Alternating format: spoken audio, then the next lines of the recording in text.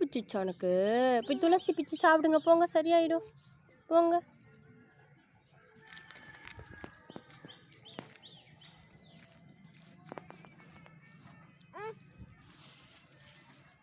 எங்க துளசிமா? இதோ இருக்கா? வாங்க பிச்சு சாப்பிடுங்க.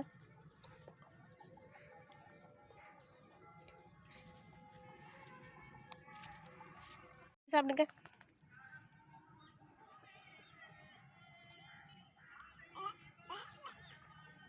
சாப்பிட்ருங்க, ஃபுல்லாக சாப்பிட்ருங்க. அப்போ தான் சளி சரியாகும். ம்.